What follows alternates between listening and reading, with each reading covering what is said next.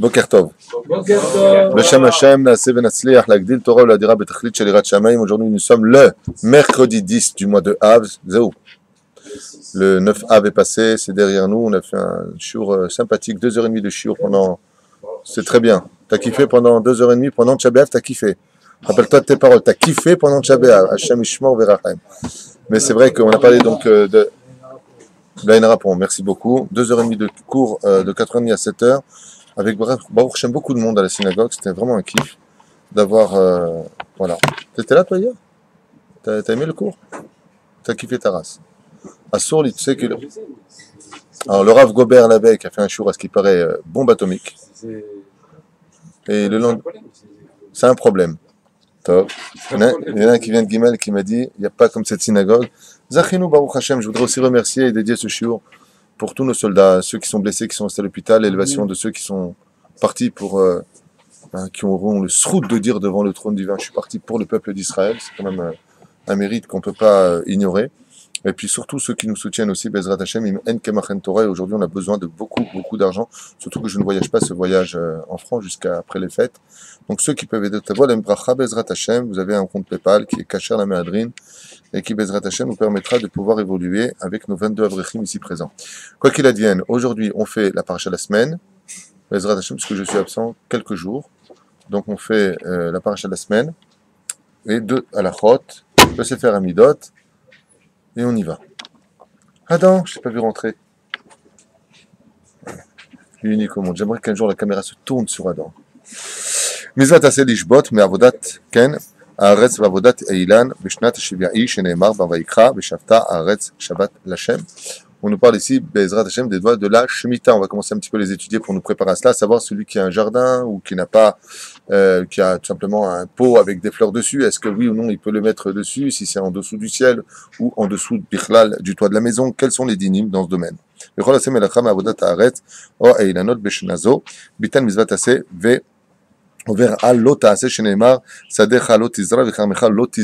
pas le droit de travailler ni nos vignes ni nos champs pendant la période de la Shemitah. Et je rappelle que la période de la Shemitah est une mitzvah si grave qu'elle peut provoquer le fait de quitter le territoire d'Israël. C'est-à-dire que s'il y a un manque de respect sur le domaine de la Shemitah, c'est une faute qui est considérée comme si grave dans la Torah qu'elle peut expulser les enfants d'Israël en dehors de la terre d'Israël.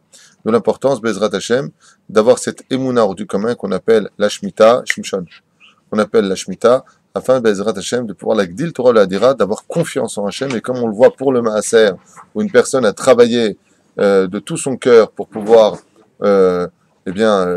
subvenir en tant soit peu aux besoins de sa famille, de prendre 10%, de donner cet argent au monde de la Torah. Il faut avoir une émouna de feu, parce qu'à la limite, tu veux de l'argent, mon pote, t'as qu'à aller travailler pensant que l'argent vient par le biais du travail. Eh bien, c'est pareil, d'être capable de laisser la Shemitah, de laisser la Shemitah dans cette situation, d'être capable de laisser ces champs, qui sont des champs où on va cultiver à la sueur de nos fronts toute l'année, et te laisser tout ça pourrir, il y a des ronces qui poussent de partout. Il faut avoir une émouna de feu, et c'est pour ça que l'homme Midrash Haïkar et la Maaseh, ce n'est pas le fait d'étudier la émouna qui le prouve, mais quand vient chaque fois la Shnat Hashmita, qu'on le verra. Alors, je m'arrête là 2 secondes pour les halachot, parce qu'il est déjà tard. Sefer Amidot, on est dans la émouna, je crois, dans Sefer Amidot, c'est ça? Okay. Quelqu'un qui ne veut pas perdre sa émouna, nous dit Rabbi Nachman de Breslev, Baruch Haba. Quelqu'un qui ne veut pas perdre sa émouna, dit Rabbi Nachman de Breslev, Zchuto Taganal nous, Amen. C'est très simple, qu'il fasse attention quand il jure. C'est-à-dire quelqu'un de pieux, quelqu'un de bien. S'il vient et qu'il dit sur la Torah, qu'il sache que automatiquement il réduit son niveau d'émouna à l'intérieur. Donc plus une personne jure et plus il perd sa émouna. Moins il croit en Dieu. Plus une personne est sereine avec son Créateur, et il nous dit ici, Aliédé Joat Sheker Nofel Minunato. Et il ne parle pas simplement de jurer, ici Rabbi Nachman de Breslev, il parle de jurer et il ment en plus. C'est ce qu'on demande au Tinoc dans le ventre de sa mère. Qu'est-ce que tu as, Adam? C'est ce qu'on demande au Tinoc dans le ventre de sa mère. Puisqu'il a le Tinoc dans le ventre de sa mère. C'est que les gens me disent on n'entend pas quand Adam il parle, ils m'ont dit on parle plus fort. Qu'est-ce que tu dis? C'est pas la première chose qu'on demande à un enfant dans le ventre de sa mère. De jurer. Ah, oui, alors effectivement, la Gemara nous dit. Ça commence mal alors. Non, mais ça n'a rien à voir. C'est l'ange Gabriel qui lui dit jure. Nishba, ni Nishba, 2 fois il doit jurer d'être tzaddik et de ne pas être rachat. Toi, t'es tranquille. Baruch Hashem, t'es tzaddik. Baruch Hashem. 2 fois il doit jurer d'être tzaddik paracha. D'ailleurs, c'est le premier, je crois, mamar du Baal HaTanya, qui rapporte ça dans son premier chapitre. Mi she'en lo emuna eno mekabel moussar. Celui qui n'a pas d'émouna, automatiquement ne recevra jamais de moussar, car pour recevoir du moussar, il faut avoir de la émouna dans le cœur. Zéou, Atkan Eshonenu. Parachat Shavua, on reviendra un petit peu. C'est la refouach shlema de Talia Bat Efrat Myriam, quelques jours Bezrat Hashem, lui donne une bonne refouach shlema. Yehuda Ben Eliaou, je t'ai vu venir, attends, sur le côté gauche pour ton papa, que Dieu le bénisse. Ma mère aussi, tous les malades d'Israël. Amen. Shoshana Batrana, Bezrat Hashem. Voilà. Je ne sais pas si vous êtes au courant, mais il fait Shranet Hamout. Je ne veux pas me mêler, mais très difficile. Mon rêve, okay. Qu'il vaut mieux avoir chaud maintenant qu'après. D'accord. Il y a marqué comme ça, Ba'et Hanan, El Hashem Ba'et Aïl est mort. Nous avions expliqué que Moshe Rabbeinu alav Shalom demande et tient absolument à rentrer, pénétrer le territoire d'Israël. Un sujet qu'on avait vu en Chavruta ensemble, mais je voudrais revenir dessus parce que les deux pôles qui sont apportés dans la parachute, dans les deux parachutes, expriment parfaitement en mamash, clairement de qui plus est, la situation du pourquoi rentrer en Eretz Israël, pourquoi venir vivre en Eretz Israël dans ce domaine. Mais d'abord et avant tout, il est marqué Vaïtranan El Hashem. Moshe Rabbeinu alav Shalom prie à Kadosh Baruch Hu de tout son cœur pour pénétrer le territoire d'Israël. Pourquoi est-ce qu'il a besoin de prier? Parce qu'il a été puni. On les a vus dans les parachutes précédentes. On va faire un tour comme ça rapide. Qui pourrait me donner 5 raisons pour lesquelles Moshe Rabbeinu ne doit pas rentrer en Israël? Ou qu'est-ce qui aurait provoqué chez lui des raisons pour ne pas qu'il puisse rentrer en Israël? Quelle est, en d'autres termes, ses fautes? Bon. Toi, tu peux en donner 2. Il peut en donner 2. Chazak ou Baruch. Et vous? Non, vas-y. Attends. La première, c'est que lorsqu'il discute, il est en marloquette avec Akadosh Baruch Hu pour tenir son rôle, de libérer le peuple. Fait merde. Première explication. Non, il y a eu avant. C'est pas grave. Il y a eu avant, mais c'est pas le sujet de maintenant. Alors, première chose qu'il dit à Adam, il dit, quand il a discuté avec Hachem au Har Sinaï, et qu'il a dit à Dieu, comme un bon Tunisien lui aurait dit, Shelah be'at tishlach, t'as pas trouvé un autre pigeon que moi. Envoie par la main d'une autre personne. Il ne veut pas y aller. Dieu se mettra en colère au bout du 7e jour. T'as bien fait de venir. Au bout du 7e jour, et Akadosh Baruch Hu lui dit, puisque tu refuses le rôle de libérateur, alors la parole est créatrice. Quand tu viens et que tu refuses, bah, sauf Dieu lui donne un ordre dans la colère d'y aller. Première explication, il a fait Anikone, Maod. Geoula Shlema. Alors, ça, c'est pourquoi il ne veut pas être le libérateur. Oui, non. Ça, c'est la raison pour laquelle, pourquoi il ne veut pas être le libérateur, parce qu'il veut une Géoula Shtema. Il ne veut pas une Géoula qui emmène vers la Babylonie, après les Perses, après Yavan, et après les Grecs, et après Édom. Atatzodek, mais c'est pas la question que je pose. La question que je pose, c'est pourquoi il est puni de ne pas rentrer en Israël. Quelles sont les causes? On parle de la punition de ne pas rentrer. Première a été donnée ici. Il a fait Maod. Hein? Bah oui, bah, c'était la chose première que je devais entendre. Le rocher, il a frappé le rocher, ça c'est Deoraita. On voit dans la Torah que Moshe Rabbeinu alav Shalom ne pénétrera pas en Eretz Israël. Pourquoi? Loïman Tambi, ils n'ont pas fait un Kiddush Hashem par rapport à cette faute-là. Ça lui est reproché, même si c'était un petit peu un plan préparé. Ensuite, hein? Les louchot. Ah, Allah. On a un Mazel Tov pour Baruch, Bezrat Hashem et son épouse.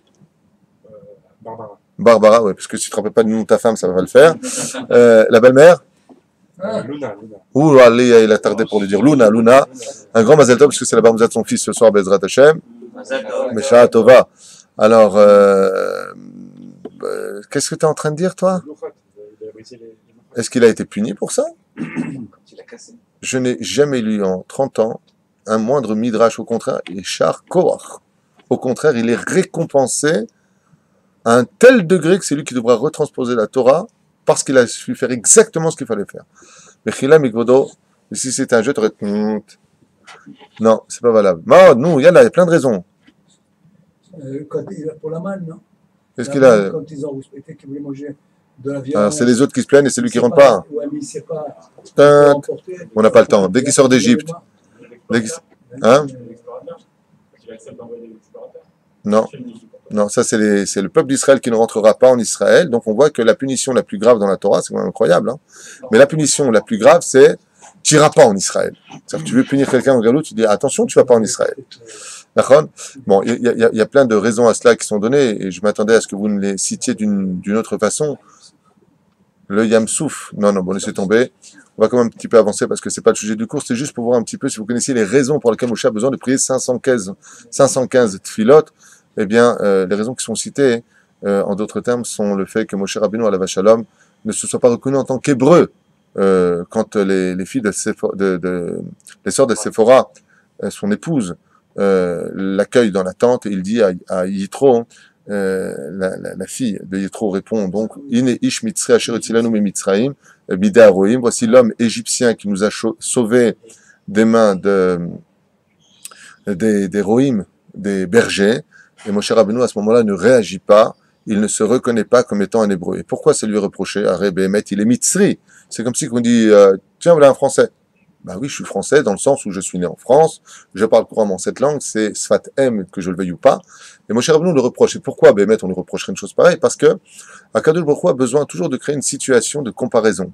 Il y a eu un homme qui était dans une situation on ne peut plus délicate, beaucoup plus que celle de Moshe, c'était Yosef Hatzadik, jeté en prison au plus profond de l'oubli de l'humanité, et dès qu'il sort après 12 ans de prison dans un cachot noir et on ne peut plus lugubre, la première chose qu'il dit à Pharaon, Ganov Genafti Meretz Haïvrim, je suis juif, je suis hébreu, je suis israélien, et que tu veux.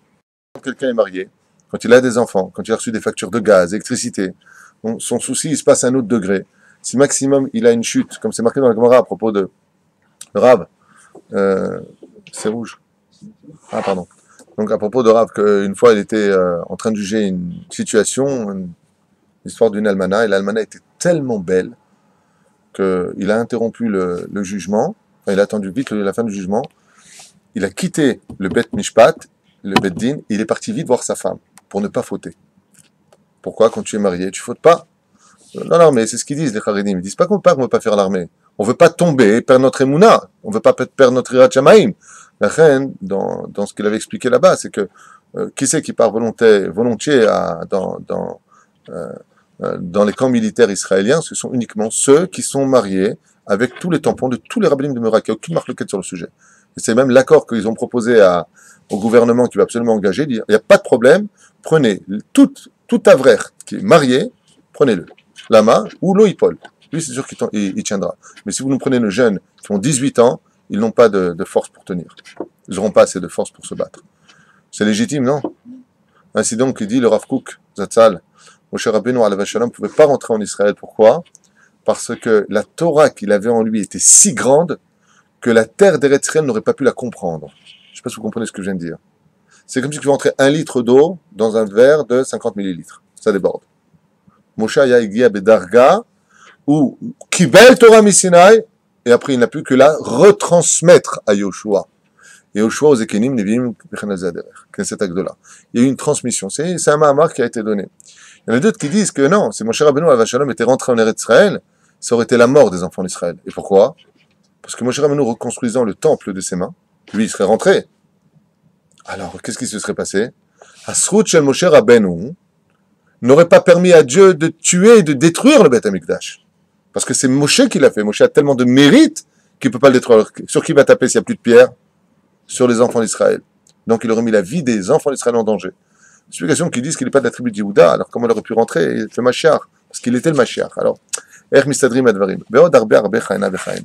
Avant d'arriver au principal, de lire notre livre ici sur les raisons aussi en parallèle du pourquoi de rentrer en Israël, il y a marqué Baïtranan el Hashem Baïtaïl est mort. Vous savez que toutes les halachot concernant le domaine de la tefila viennent de ce verset ici présent. Toutes les halachot. On apprend la force de la prière par rapport à qui dans la Torah, vous savez? Non. Vous êtes adorable, mais faites particulièrement attention aux questions que je pose. Les mots que j'emploie ne sont pas des mots fortuits. De qui apprenons-nous, la force de la prière dans la Torah? Bon, on n'a pas le temps. Non, pas du tout. La force de la prière, on l'apprend de Léa. Léa qui était prédestinée à se marier avec Esav. Léa qui ne veut pas avoir de rapport.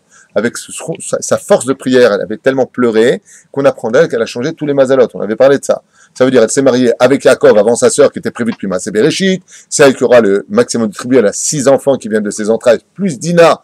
De l'autre côté, je vous avais déjà expliqué qu'elle est la mère de l'aîné. Elle est la mère du Melech Ben David et Melech Macher Ben David, Macher Ben Yosef par le biais de Dina qui enfantera Osnat qui se mariera avec Yosef Donc elle est à l'autre côté, elle est la mère du roi d'Israël, elle est la mère des Kohanim, elle est la mère des Lévi'im. Elle a absolument pris le gros lot et pour finir, elle est enterrée à côté de Yaakov à Marat Marpella. Par quelle route? Par sa prière. Donc on apprend la force de la prière de Léa. Et on apprend les halachot. Là, je te rejoins, cher Kohen Ayakar. Les halachot de la mida, de la prière, on les apprend de Chana Vesh. Nachon, la femme de Elkana, dans Shmuel Aleph. Là-bas, on apprend les halachot. Maintenant, de qui on apprend comment savoir prier? La force, on sait de qui. Les halachot, on sait de qui. Non, comment savoir prier, c'est la paracha. Les Parchanim nous ont dit, Mazé Beit Hanan, quand tu viens pour prier Hachem, tu veux des résultats, il y a un code. C'est comme quelqu'un qui est en train de passer son permis de conduire, il ne veut pas respecter le code. Qu'est-ce qu'il fait l'inspecteur? Il freine à chaque fois sa prière. Il y a un code, c'est que pour prier, il y a 4 conditions. Et les 4 conditions sont marquées dans le premier verset de cette Torah-là, où Moshe Rabbeinu nous apprend comment prier.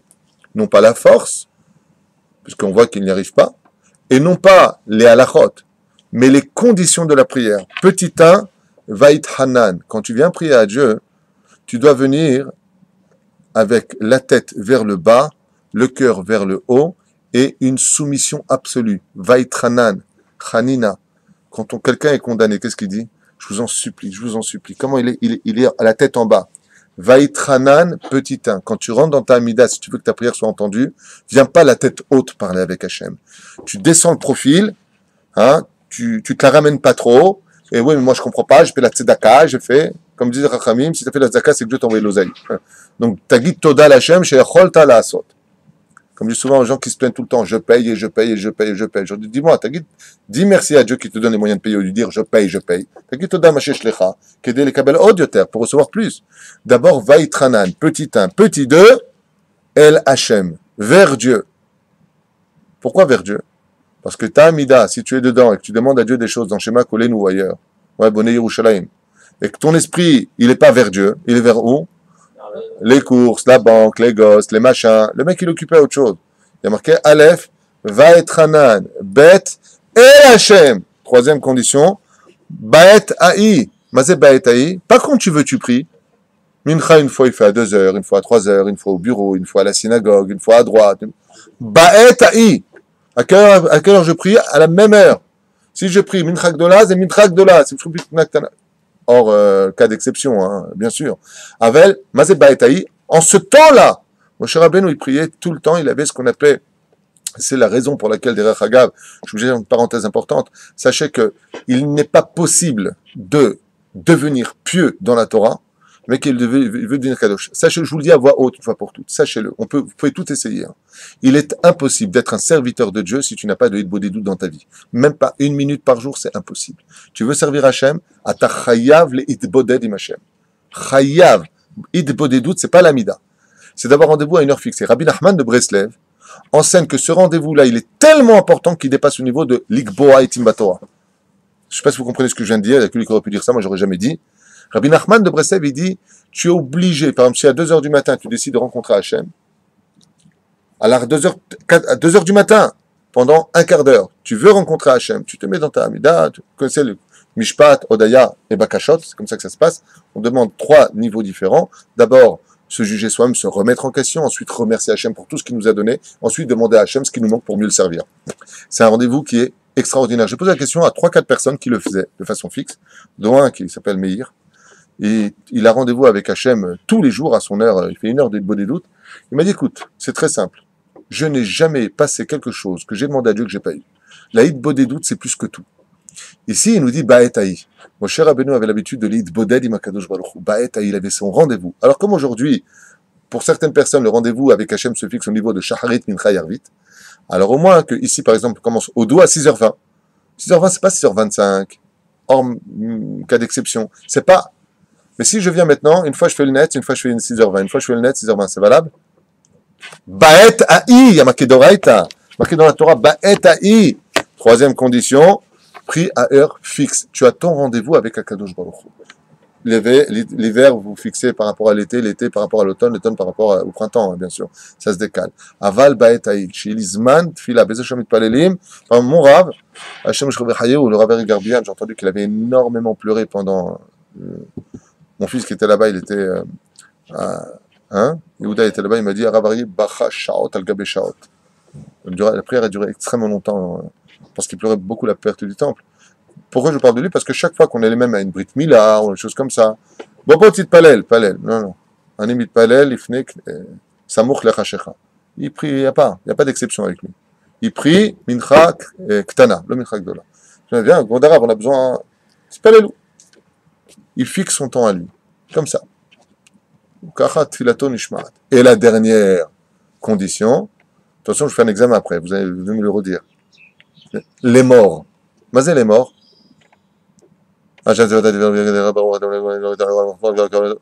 Mata, Omer, les morts, Mila. Mila.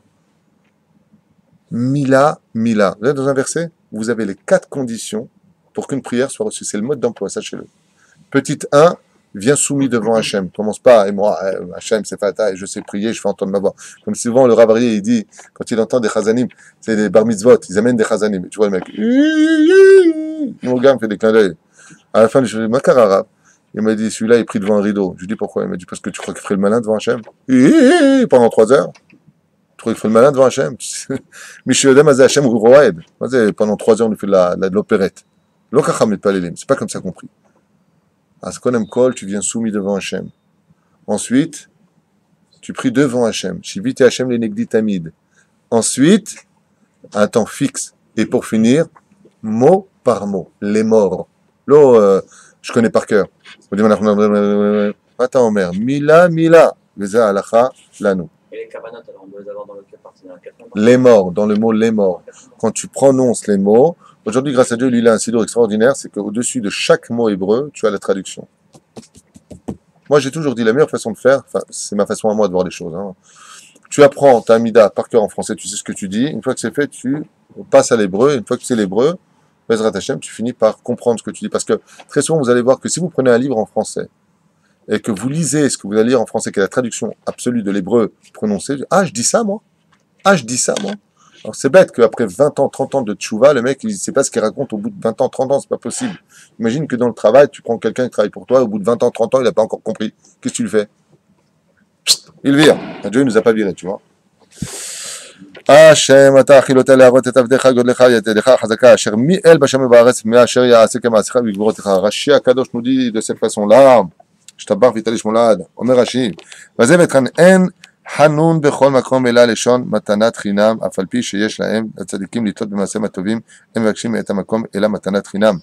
Même si les tzadikim ont un srout, nous dit Rashi HaKadosh, hors du commun, qui pourrait tout demander à HaKadosh Baruch Hu Ishtabar Vitalesh Molahad, quoi qu'il demande à Dieu, il le considère comme étant un cadeau non mérité, un cadeau gratuit.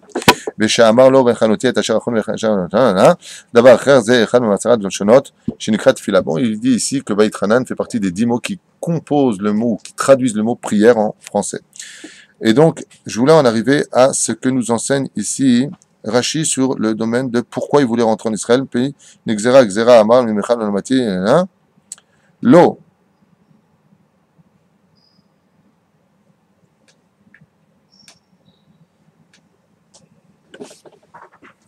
L'eau, les chol, l'hyperotéa, ce n'est pas pour manger des fruits ni pour profiter de cette terre, nous dit Rashi, mais uniquement pour pouvoir y accomplir les mitzvot de la Torah.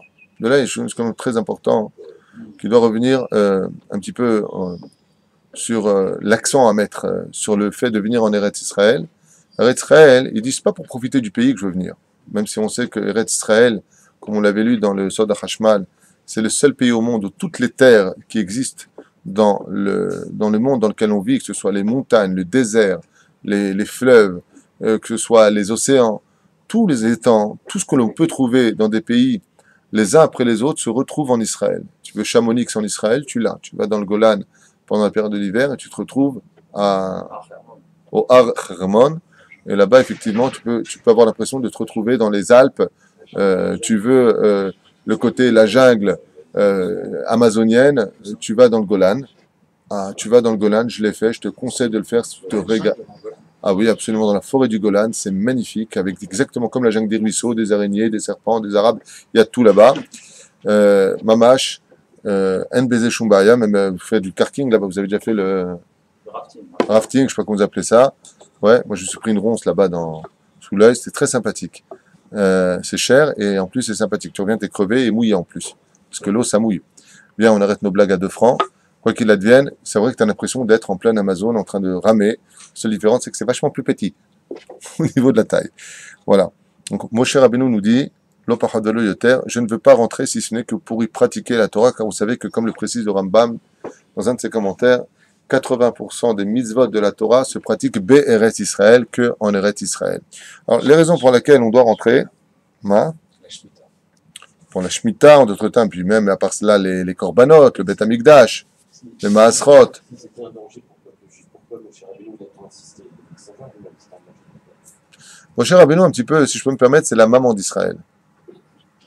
Même dans le 90e Télim, on l'appelle le mari de Dieu.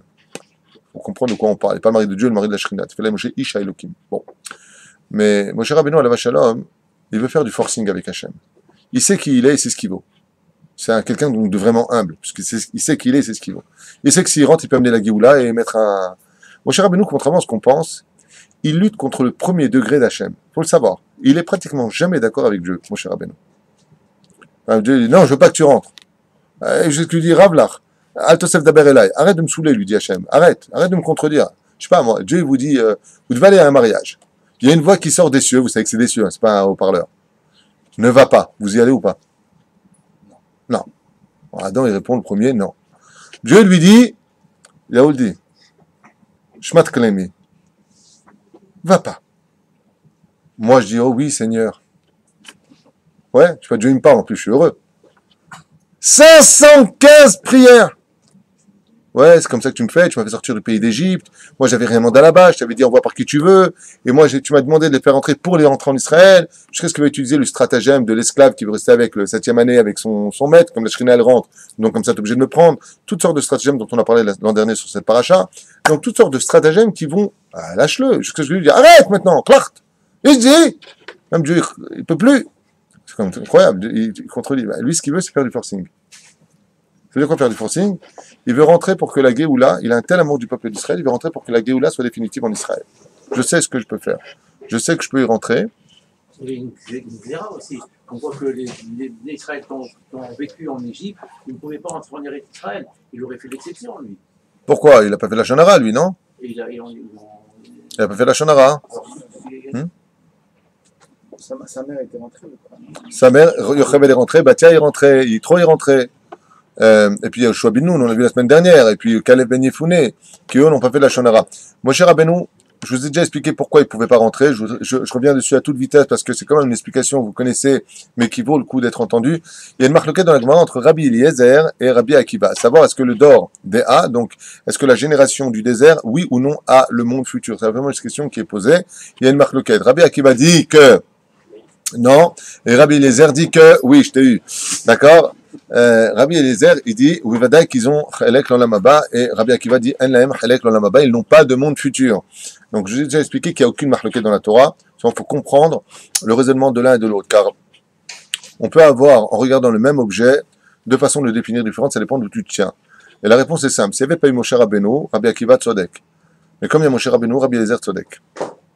C'est-à-dire que, je vous ai souvent donné cette explication qui est très belle, mais qu'il faut quand même réaliser à un autre degré. Je m'explique clairement. Vous savez que il y a des... C'était ce machal d'un homme comme ça qui passait avec un très beau costume blanc, lin, comme ça, qui passait dans une salle très très très obscure et il devait aller absolument donc à une cérémonie de mariage et puis il était donc le témoin principal et puis en passant comme ça, il entend dans la grande salle noire dans laquelle il passe, il entend que de la monnaie est tombée de sa poche. Il y avait un petit trou, alors il a fait son calcul à toute vitesse. Si je me mets maintenant à quatre pattes avec mon costume en lin blanc, tâtonner le sol pour avoir des mains noires pour trouver ma monnaie, pour après le mariage, ça vaut pas le coup, ni pour le mariage, ni pour le témoin, ni pour ce que je payais au pressing, est-ce que je ramassais de quoi payer le pressing. Donc il a fait son calcul, il a commencé à avancer. Seulement quoi, en faisant 3-4 pas, il s'est rendu compte que dans sa poche, il y avait aussi un diamant. Il y avait le solitaire de sa femme. Et là, par contre, le solitaire, il vaut tous les pressings du monde entier, c'est sentimental, c'est pécunier. Qu'est-ce que fait cet homme-là? Revient 3 pas en arrière, se met directement à 4 pattes sans hésiter et commence à tâtonner. Même tant qu'il est par terre, et il s'est sali, alors il ramassera en même temps tout ce qui était tombé de sa poche, qu'on avait expliqué l'an dernier. Sur ce, pourquoi je vous dis ça? Parce que la génération du désert, étant donné qu'elle a fait preuve d'une ingratitude hors borne, hors dimension, elles n'avaient pas de monde futur. Ce qui fait qu'elles sont descendues de la valeur de diamant à la valeur de monnaie, au niveau de l'image, même s'il n'y a aucun juif qui est une monnaie dans l'absolu, c'est une image. Ouais. Alors qu'est-ce qu'il fait Akadosh Baruch Hu? Il a laissé Moshe Rabbeinu avec eux. Pourquoi? Parce que même si maintenant je ne peux pas retourner dans le désert en dehors de la terre d'Israël qui est appelée selon le Ramban appelle la Galoute un cimetière. Bon, ça a des raisons à cela très profondes, à cause du déluge. Tous les gens sont morts sur la terre, donc là où ils sont morts, ils ont été brûlés et enterrés vivants par l'eau. Donc toute la terre est un cimetière, sauf vers Israël où il n'y a pas eu de déluge. Donc Moshe Rabbeinu, restant avec eux dans le désert, puisque Dieu va venir le reprendre à Triat Amitim, bah, maintenant que tu es là, prends ce qu'il y a autour. Alors, c'est moi je mets Rabbi Eliezer. S'il n'y avait pas eu Moshe Rabbeinu, alors il n'y aurait pas eu ceux qui seront ramassés. Maintenant, vous comprenez pourquoi Rabbi Israël Miradin est Dafka là-bas, pourquoi le Rabbi de Lubavitch est Dafka à New York. Vous avez compris pourquoi ils ne sont pas fait ici. Le Gaon de Vilna est Dafka à Vilna. Pourquoi le Maral de Prague est toujours à Prague. Pourquoi? Tout simplement. Parce qu'il faut déposer des diamants dans chaque endroit où les Juifs étaient susceptibles de ne pas se lever à Triat Amitim. Donc en allant les ramasser, le tzaddik, quand il va sortir de son endroit, en d'autres termes, qui va l'idgalgal tachata à Minarot, comme c'est marqué là-bas, justement les fameuses Minarot, il va être obligé d'arriver jusqu'en Israël. D'ailleurs, c'est une des raisons pour lesquelles Moshe Rabbeinu veut rentrer en Israël, selon la Gemara de Ketubot, ou alors Sota, où on nous explique là-bas tout le système du pourquoi de Moshe Rabbeinu en Égypte. Eh bien, c'est qu'il n'y a pas de Neshama en dehors d'Israël. Donc, il veut rentrer en Israël et récupérer son âme de juif. Comme je l'ai expliqué, il n'y a pas de Neshama. Ça ne veut pas dire, attention, quand je dis qu'il n'y a pas de Neshama, ça veut pas dire qu'il n'y a pas de Nefesh, il n'y a pas Ruach. Il y a Nefesh et il y a Ruach. La Darga de Neshama ne quitte jamais d'Eretz Israël, c'est marqué dans Ketubot, Kouf, Yud, Aleph, Amoud Aleph, en bas à gauche. Ils sont restés volontairement là-bas ou... Ça veut dire quoi, rester volontairement? Rabbi Nachman de Breslev écrit dans Chaim Oharan que lui, volontairement, il est resté là où il était pour déraciner la Sitra Hara qui était là-bas et les pogroms terribles qui ont eu lieu à Ouman. Donc c'était pour les Zérot. Mais le Chafetz Chaim, tous les grands de la Torah, lui il est resté là-bas parce que d'abord il faut savoir qu'aux États-Unis, rien qu'à New York, il y a pas loin de 3 millions de Juifs. Je parle de les 5 États qui forment New York, entre New Jersey et ailleurs. Donc il y a une raison de laisser un Moshe Rabbeinu comme lui là-bas. C'est que si par exemple aux États-Unis, qui est un pays extrêmement impur, qui est le pays de l'illusion, comme disait le Rav Kook, Amreka, eh bien si on laisse pas un homme comme le Rabbi là-bas, qui te dit que ceux qui sont autour, il n'y a pas que lui, il y a aussi Rabbi Moshe Feinstein. Pardon? Oui, mais je te rappelle que de l'autre côté, on parle de Triat Amitim, on ne parle pas de sortir maintenant pour rentrer en Israël. On parle de Triat Amitim. Donc c'est pas la même chose. On voit Rabbi Yaakov Buchatzira, en montant en Israël, il reste en Égypte, c'est aussi pour libérer les gens. Absolument, c'est l'explication que j'ai lue il y a très longtemps de cela sur le pourquoi les tzadikim qui connaissent la valeur d'Israël ne sont-ils pas enterrés en Israël alors qu'on voit avec des gens de moindre niveau tout faire pour se faire enterrer en Israël, c'est pas compréhensible. Mais il y a une volonté de sacrifice. Pourquoi? Il y a un proverbe d'ailleurs français qui dit que ce n'est pas joli. Le capitaine ne quitte pas un bateau qui coule, un truc comme ça, non? C'est pas joli que le capitaine il se barre et il laisse tous les gens dont il était responsable couler. Il doit rester avec ces gens. Moshe Rabbeinu, c'était pas du derech eretz, d'avoir fait sortir un peuple qui lui a fait confiance pour leur dire goodbye, crever dans le désert. Donc il devait aussi, Mishum derech eretz, rester avec son peuple. La vraie raison est celle que je t'ai donnée, qui est rapportée par les sages en disant qu'en réalité, si Moshe n'était pas resté avec eux, il aurait condamné plus de 3 millions de personnes à ne pas se relever à Triat Amitim. Est-ce que le rabbi sera pareil? Le rabbi, tu peux être certain que quand il viendra libérer lui et son beau-père, Rabbi Moshe Feinstein et tous les grands des États-Unis, quand il viendra les prendre comme au Maroc, ou comme tu parles à Manhour, où il y a Rabbi Yaakov Buchatzira, quand il viendra les prendre de cet endroit-là, eh bien, il viendra prendre en même temps tous les autres tzadikim. C'est pour ça qu'il est impératif d'avoir des tzadikim, et c'est ce qui se passe dans chaque pays. Le seul inconvénient que nous ayons à cela, c'est que comme ces terres-là, comme ces pays-là gardent des tombeaux de tzadikim, à Rosh Hashanah, ils ont encore un droit de veto vis-à-vis de la Parnassa. C'est-à-dire qu'ils disent que, d'un côté, quand les Juifs viennent dans un pays, le pays, vous allez voir qu'il va tout de suite fructifier, c'est obligé. Pourquoi? Parce que comme il y a Rosh Hashanah, l'ange du pays exige l'allocation de l'endroit prêté aux Juifs, puisque les Juifs ne doivent pas vivre en galoute, mais uniquement en Israël, si ce n'est que pour chercher les Neshamot qui se trouvent à travers les goïms, les ramener à la Torah, ce qu'on appelle les convertis, d'une certaine façon, les nitzotzot, kedoshot, shit pazrou ben olam, selon la chaîne de la Gemara, d'accord, qui se sont perdus dans les nations du monde. Cette mission-là, à mon humble avis, aujourd'hui, est amplement finie. C'est pour ça que Dieu nous a envoyé peut-être ce mouvement Lubavitch qui a fait ce travail de façon encore plus minutieuse et plus rapide pour finir avec ça. Maintenant, Baba retourne à la maison, même si c'était Lubavitch, ça suffit avec le côté, je suis là pour allumer des étincelles. Eh bien, tu reviens maintenant à la maison en Eretz Israël. pour pouvoir, Bezrat Hashem, rallumer des soleils ici, car grâce à Dieu, aujourd'hui, on a aussi beaucoup de travail à faire là. Mais ces tzadikim avaient besoin de rester là-bas, parce qu'ils représentaient la garantie de ceux qui n'avaient pas le niveau de revenir à la résurrection des morts. Ils n'avaient pas ce niveau-là. Alors, il en faut au Canada, il en faut à droite et à gauche. Ce problème, c'est ce que je te disais. Rosh Hashanah, l'ange du Canada, s'il y a un grand tzaddik, je sais qu'il y en a qui ont été enterrés là-bas, il vient dire, attends, mais il y a un de tes enfants, son corps, il est chez moi, je le préserve. Donc, donne-moi encore un peu de monnaie. Sinon, il n'y aurait absolument plus de survie dans aucun de ces pays. Et si vous ne me croyez pas, regardez ce qui se passe, par exemple, à Oman ou au Maroc. Essayez de déterrer un tzaddik de chez nous. C'est des antisémites. Essayez de le prendre. Les premiers à vous faire une barrière, c'est combien ils ont proposé de dollars? 10 millions de dollars à la mafia russe qui détient le pouvoir avec Poutine. 10 millions de dollars pour prendre le kever et l'emmener en Israël. On parlait de pourparler. Ça va pas, non? Hein? De Rabbi Nachman? Bon, il y a une partie des Breslev qui sont opposés en disant non, c'est sa volonté d'être là-bas. Il y en a qui veulent l'emmener ici parce que vis-à-vis du gouvernement, tellement de juifs partent du monde entier pour aller là-bas que s'il était en Israël, ce serait mieux pour tout le monde. Et moi, le premier, je serais tellement heureux s'il pouvait être là. D'accord? À Val Minachamaim, ça s'est pas fait. Essayez de prendre un grand sadique du Maroc. Tu vas aller déterrer un sage de là-bas. Allez, emmenez-le. Vous allez voir. Personne ne vous laissera le prendre. Parce que les Arabes savent. Pourquoi ils ne cassent pas la tombe? Pourquoi ils ne font pas du mal? Ils savent la valeur du tzaddik. Non seulement ils savent, mais j'ai jamais entendu qu'il a lavé. Il a lavé, il a protégé. Rabbi David Moshe, c'est avant que ce soit un Israélien qui prenne la place, pendant ces siècles qui nous ont séparés de lui, qui c'est qu'il avait sa tombe? Qui c'est qui gardait sa tombe? C'est un Arabe. Le kever de Yom, Où est-ce qu'ils vont prier les Arabes? Vous savez combien d'Arabes qui vont prier? Pas tous, hein, bien sûr. Aujourd'hui, même je trouve que le monde de l'islam, le monde arabe, a changé. Il y a une haine, une agressivité qu'on ne voyait pas dans les générations avant. Enfin, nous, les Juifs, on a toujours vécu à des Arabes. Mes copains avant, c'était tous des Arabes. On n'avait pas du tout ce côté-là, bon, sale juif, sale beurre. Mais on rigolait, on avait même mangé ensemble, on parlait ensemble. Il y avait une amitié. J'ai quelqu'un d'ailleurs qui m'a dit qu'à Marseille, il a grandi toute sa vie qu'avec des Arabes. Il est reparti à Marseille récemment, il m'a dit, même mes potes, c'est plus mes potes. Même mes potes, aujourd'hui, c'est plus mes potes. Il y a une haine dans le regard. Donc il y a quand même quelque chose qui change, et quelque part, c'est pas plus mal pour nous, ça nous évitera de nous assimiler. Au lieu de voir des lèvres, on voit des dents aujourd'hui, et peut-être qu'on comprendra qu'on n'a rien à faire avec eux non plus. Yallah, tfaddal. Je suis obligé de quitter ce livre-là pour entrer dans le Sod HaChashmal, très brièvement. Ça va. Et voilà ce qu'il nous livre ici, une étude qu'on avait faite donc en Chavruta. Pour toi, ça fera une Chazara, et pour les autres, ça fera une écoute, qui nous dit, voilà.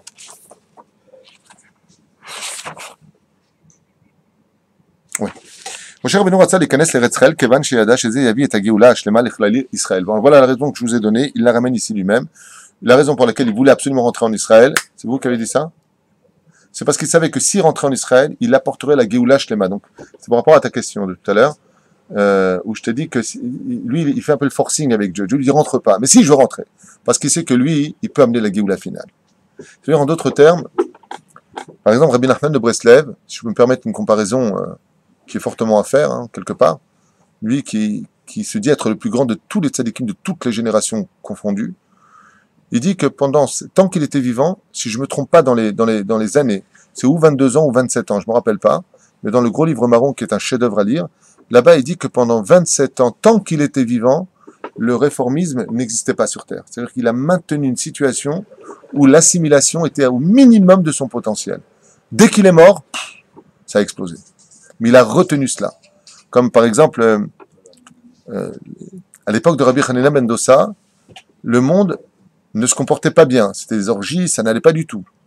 Le monde méritait de mourir de faim. Par le mérite d'un seul tzaddik, la terre entière était nourrie. Rabbi Hanina ben Dossa béni, nous dit la Gemara, Kol ha'olam nizon bisruto, toute la terre est nourrie par lui, par son mérite à lui. Le Rav Ovadia Yosef, par son mérite, on a vu que Baruch Hashem, on a passé des moments exceptionnels dans notre histoire, parce qu'on savait qu'il était le Magen du peuple d'Israël. Moshe Rabbeinu sait qui il est. Il sait que s'il rentre en Israël, il n'y aura pas de suite à la galoute. Effectivement, dès que Moshe décède, la Torah est oubliée, jusqu'à ce que vienne Otniel ben Kenaz, 3000 halachot, 300 halachot, ça dépend des parshanim. Et Moshe Rabbeinu sait qu'il peut ramener la Géoula. Il nous dit quoi?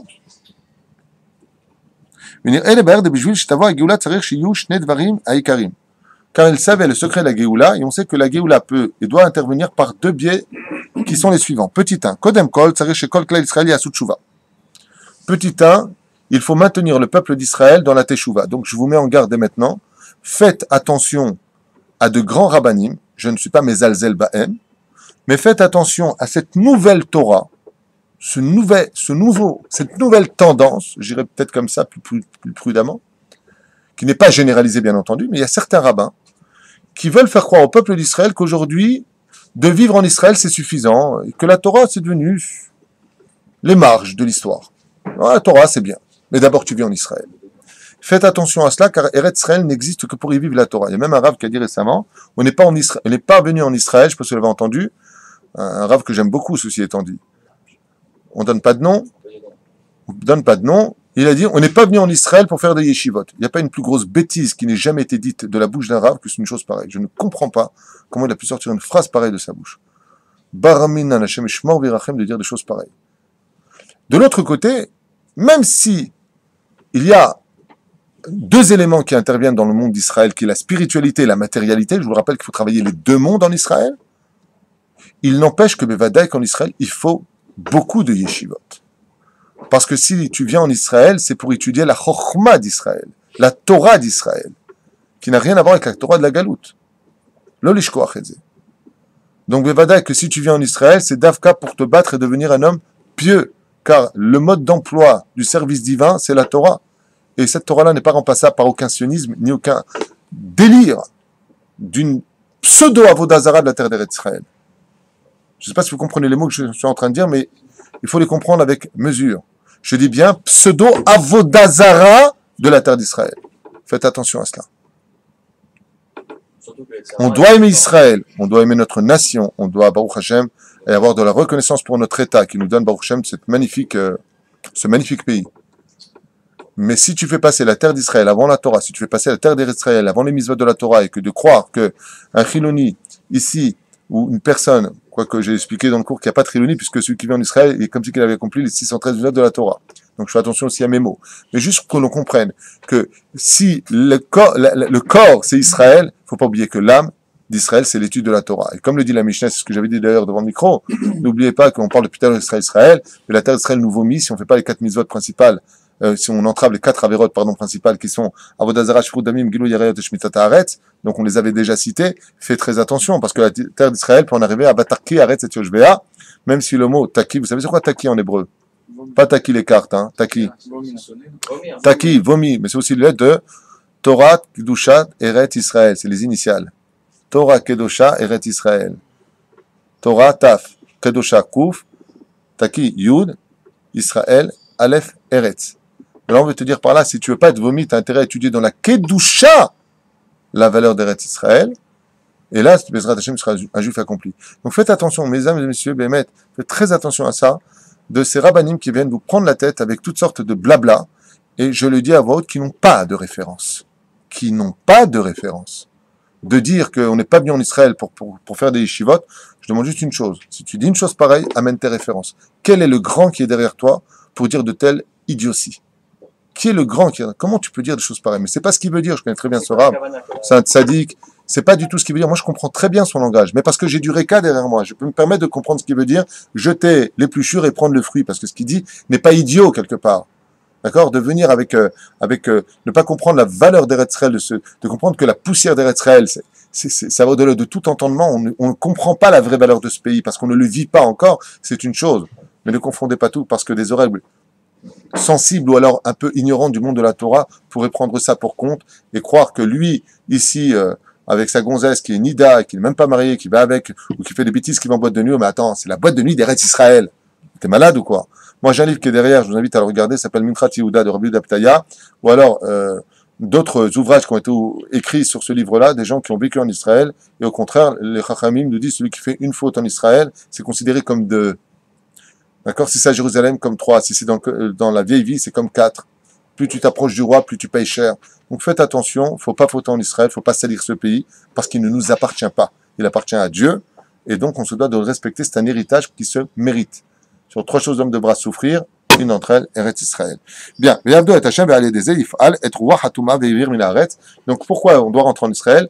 Il le dit noir sur blanc ici, comme c'est marqué dans Zacharia Yud Gimel, verset bête, Dieu veut faire partir la Touma d'Eretz Israël Mais pour cela, il faut travailler les mitzvot en Eretz Israël. Vezeh, il crée, shir ou et ashrina, bene basar, aïn baïn, yeru b'shuv Hashem tzion, vechou vechou, v'tamba akadosh baruch hu liyot, lo dira batartonim. Et il dit ici, écoutez bien, c'est très important de le retenir, car le but de venir en Israël, c'est de créer un appartement pour Akadosh baruch hu. C'est-à-dire de créer un pays, un État, et je vais même le traduire un petit peu comme les autres rabbinim ont l'habitude de le traduire, parce que ça me convient très bien aussi par rapport à notre étude, de construire un État, voire avoir un gouvernement, Beret Israël, pour une nation ici, mais pas une nation goy. Si tu veux te comporter comme un goy, baba, tu as les États-Unis, c'est parfait pour ça, tu as la Francia, tu as le Maroc, tu peux retourner. Ici, c'est pour vivre comme un juif. You understand? Yes, sir. Donc, il faut travailler Hachem ici dans la matérialité. Mais c'est pas rien. Ça veut dire que vous avez compris qu'une personne qui ouvre une boutique ici, non pas une sex shop, hein, on parle d'une boutique Baruch Hashem de Kedosha. Non, c'est pas une blague, parce qu'il paraît qu'ils ont ouvert là-bas encore des. Aux Oratas, j'ai entendu. Shem Ishmael Virahem. Shem Ishmael Virahem. Comment on peut faire ça, Beret Israël?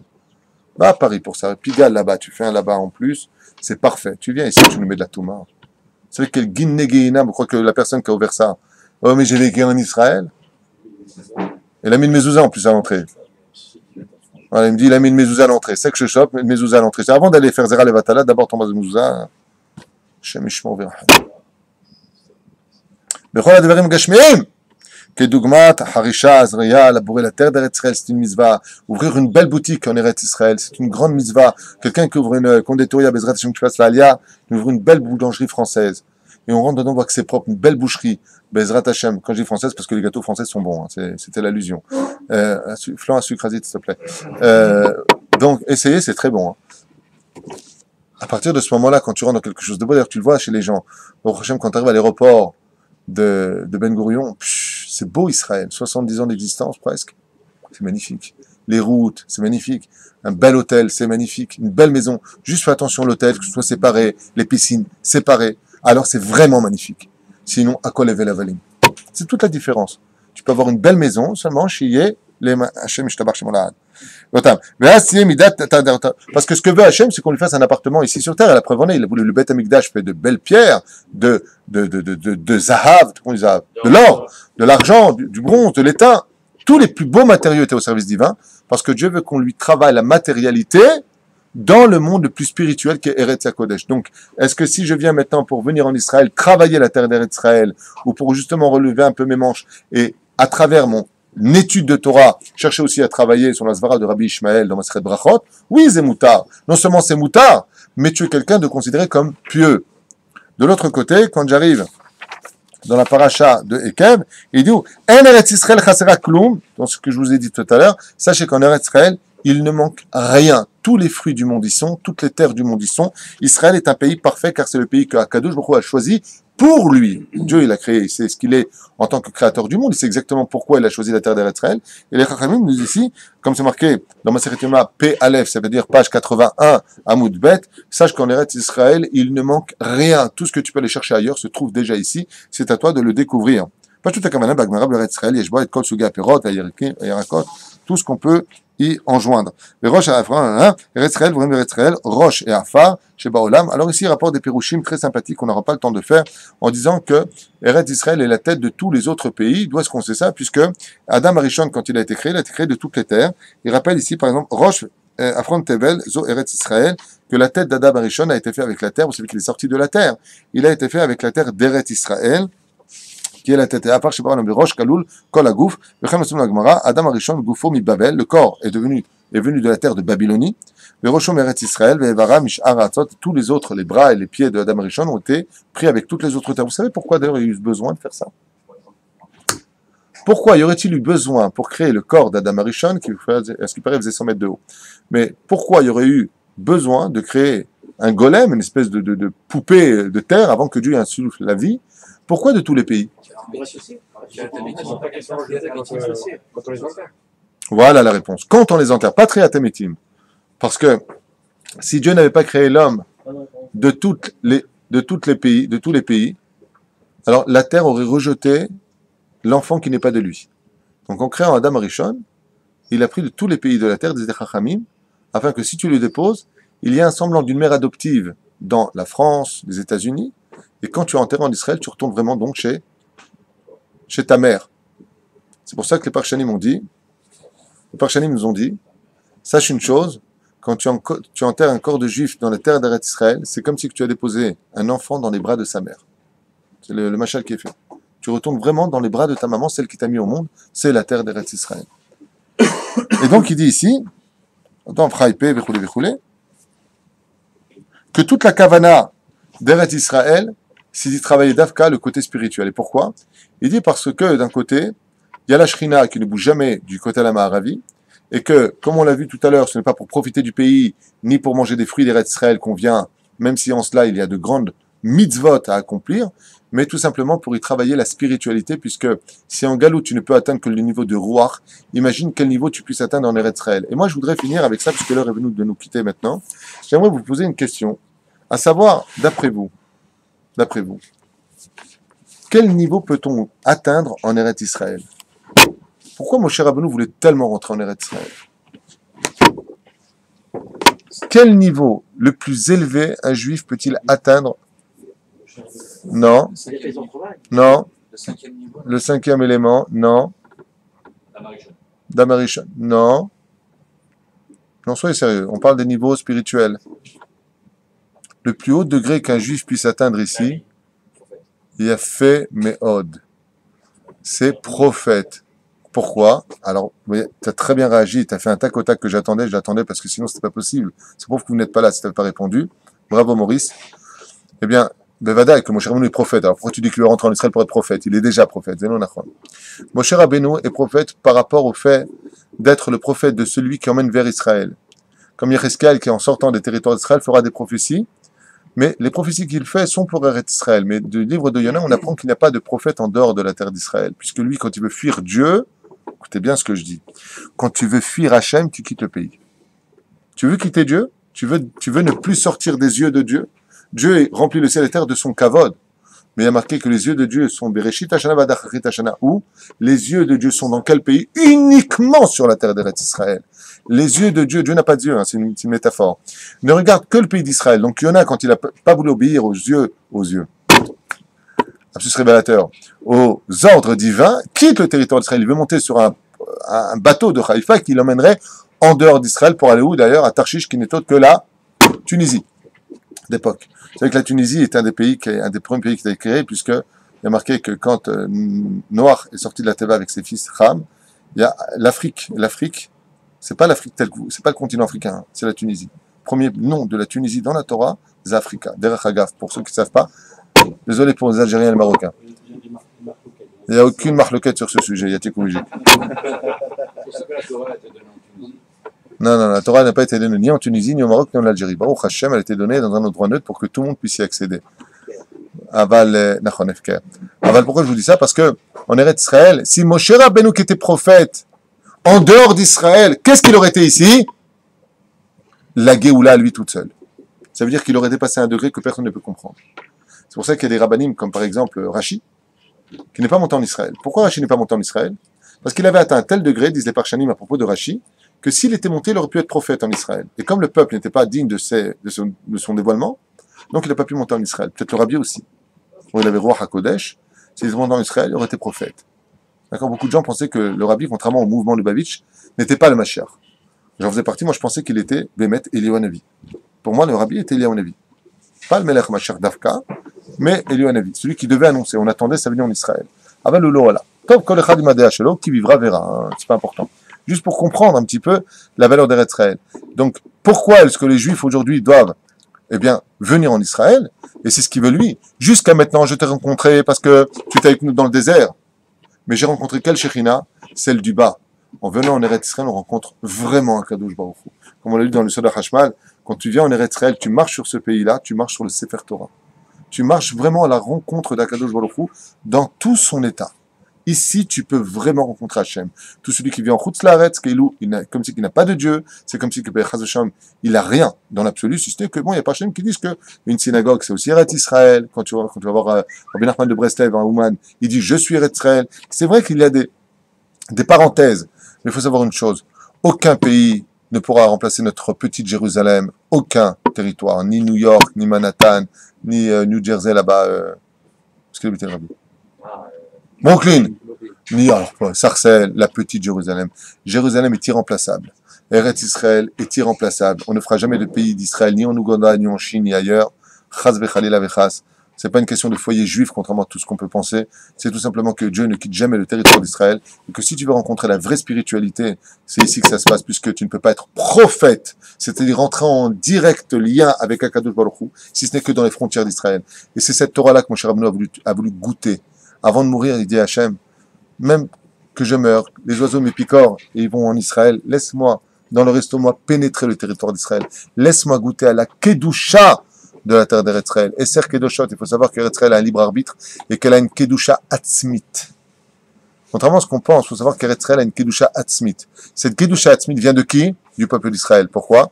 Tout comme une Kala. Avant qu'elle ne se marie, qu'est-ce qu'elle est? Elle n'est pas Mekoudeshet.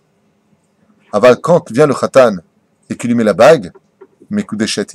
Mekoudeshet, Mekoudeshet, Mekoudeshet. Quand un juif fait sa alliance en Eretz Israël, il a par le biais des mitzvot de la Torah, qui représente la bague, le potentiel de rendre la terre d'Eretz Israël Eretz HaKodesh. C'est pour ça que la fin qu'on a vu dans Zacharia, 13e chapitre, Dieu voudra faire passer la Toum'a d'Eretz Israël. Ça veut dire que ce pays, il est Kadosh, mais il y a quand même au-dessus une surface d'impureté qui malheureusement gère un peu la situation en Israël par le côté nerveux, le manque d'émouna. Tout ça, ça gère dans l'atmosphère comme une personne qui rentre dans une synagogue où il n'y a pas de respect pour le Sefer Torah, les gens y parlent. Eh bien, tu peux être certain, comme disait Rabbi, qui c'est qui disait ça? Le Baal Shem Tov. Il dit que la prière ne monte pas plus haut que le plafond. La prière ne monte pas plus haut que le plafond. Pourquoi? Parce qu'on ne respecte pas Hachem dans l'endroit. Est-ce que c'est l'homme qui fait l'endroit ou est-ce que c'est l'endroit qui fait l'homme? Dans le judaïsme, il faut savoir que c'est l'homme qui fait l'endroit. Une Lavan Garti, j'ai été chez Lavan, mais j'étais un homme de Torah. Je viens en Israël, je peux être un homme de Torah, je peux faire de la terre d'Eretz Israël un QG de Sitra d'Ekdusha. Je peux faire de ce pays-là un QG d'Avodah Zarah, Chas v'Shalom. Même si le Rambam nous dit mieux vaut vivre en Israël parmi d'Avodah Zarah que dans un quartier ultra-orthodoxe en Chutz Laaretz, c'est le Rambam, hein, pas moi. Donc parmi des Juifs, ça c'est encore un autre sujet. Alors, je finirai avec ça, c'est que la terre d'Eretz Israël, elle a une Kedusha malgré tout qui est Atzmit, il faut la respecter comme un homme respecterait sa femme. Sois fidèle à cette terre, respecte-la, aime-la, et comprends que si cette terre n'a été donnée dans ce monde, c'est que pour l'étude de la Torah, pour construire un pays sur lequel on peut recevoir Hachem. Et sachez que Dieu ne repose pas là où il y a de la Touma. Sachez-le. Kacha Adam Yeda, comme on le fait Bezrat Hachem, à Pessah on enlève toute la Touma, tout le Hametz de nos maisons, ainsi il faut débarrasser ce pays de tout ce qui est impur. Et même si ça prendra du temps, Bezrat Hachem, sachez que des fois dans le monde de la matérialité, je dis, écoutez bien ce que je dis, c'est important maintenant, des fois dans le monde de la matérialité, ce n'est pas le monde religieux qui sait mettre en pratique le meilleur de soi. C'est-à-dire que, je vais donner cet exemple plus d'une fois. Quand j'ai fait mon opération, une petite opération pas dramatique, je vous avais parlé de ça. Le chirurgien qui est venu m'opérer, quand j'ai vu, je fais Shema Israël. Queue de cheval, les ongles longs, les orteils. Waouh, qu'est-ce que c'est que cette horreur? Maman, ça faisait peur. Il m'a fait une opération, que Dieu le bénisse. Nickel, cicatrice, nickel. Mamache, que Dieu le bénisse. Akaratatov, entre lui avec son scalpel et le meilleur élève de la Yeshiva de Ponyovitch, Brabbi va étudier, laisse-moi tranquille. C'est-à-dire que dans Masachet Psachim, à la page 26 à Moudalef, au milieu de la page, on nous parle de ceux qui venaient réparer le Beth Amikdash. Et bizarrement, qu'est-ce qu'on apprend? Que les Oumanim qui descendaient dans le Kodesh à Kodashim, qui descendaient dans le Saint des Saints, là où seul le Kohen Gadol, une seule journée dans l'année, pouvait pénétrer, eux, ils y allaient quand ils voulaient. Ils descendaient dans le Kodesh à Kodashim pour réparer les murs. Et c'était qui? Des Oumanim, des maçons. Ils ne rentraient pas spécialement avec des titites. Ils n'étaient pas spécialement pieux. On ne sait pas d'eux s'ils étaient religieux ou pas. Mais ce qu'on savait, c'est qu'ils savaient bien faire leur travail. Et c'est pour ça que je finirai avec ça pour vous dire qu'en Israël, il y a deux tafkids. Relever la Torah d'Hachem, ou plutôt celle qui nous relève dans ce pays. Et le deuxième, construire un État pour Dieu. Combien on se doit, nous, en tant que religieux, de comprendre que malgré les déchéances morales ou les défauts qu'on pourrait trouver chez les uns et chez les autres, bravo, mon Triloni, qui malgré tout, même s'ils ne faisaient pas Shabbat, même s'ils ne faisaient pas Yom Tov, même s'ils ne mangeaient pas Kasher, ils nous ont construit quelque chose qui, nous, de notre côté, n'aurait pas pu être fait. Donc, on ne sait pas le faire. C'est pas notre truc. Donne-nous Gemara, Mishnah, Halacha, mais eux, ils savent faire les routes. Eux, ils savent construire des appartements. Eux, ils savent, on est parti voir des kablanim qui font des appartements de rêve, tu vois le mec, il se rase avec la lame bien comme il faut ici, mais en attendant l'appartement dans lequel tu vis, là où tu vas mettre ta mezouza, là où tu vas faire ta Hanouka de Baït, là où tu vas faire venir des rabbanim, c'est eux qui l'ont fait. Tout le monde a un tafkid. Choisis le bon camp, le mieux c'est d'être religieux et de construire le pays. Mais en attendant, si on n'y arrive pas, au moins qu'on ait de la gratitude et de la redoute pour notre peuple. Kol Touv. Une question, je pense que plein de choses, Moshe, pourquoi 514 filotes 515. Non, 515. Vaïtranan. C'est Nachon. S'il avait fait une seule prière en plus, effectivement, il serait rentré. Parce que 515, c'est le maximum de prières que Moshe Rabbeinu s'était octroyé de dire. Les raisons pourquoi 515 et pourquoi pas 613, par exemple, Zani le Yoder. J'ai jamais lu de réponse à ça. Pourquoi Dafka 515 et là Vaïtranan. De là, on apprend que Vaïtranan, oui, mais c'est ça, mais ça dit pas pourquoi. Et si c'était autre chose, Vaïtaï aussi, ça fait 515. D'accord? Vaïtranan, dans le sens où, par exemple, Rabbi Yosef dans la Gemara nous dit, si tu pries pour une chose et que ça ne se réalise pas, arrête de prier, c'est que Dieu veut pas que tu l'aies. Et c'est un peu ce qu'on apprend d'ici. Au niveau de Vaïtranan, on apprendrait un klal, ce que je te dis, c'est un peu gratuit, je te dis la vérité, hein, c'est une réponse de paille, on dit dans la Gemara. Vaïtranan, c'est jusqu'à 515 prières. C'est ce qu'on apprend de Moshe Rabbeinu. Aval davka lama chamesh mod v'chamesh esrei. J'ai des livres qui pourront en parler, je les ai pas regardés, donc je préfère me taire et vous laisser pour la prochaine fois.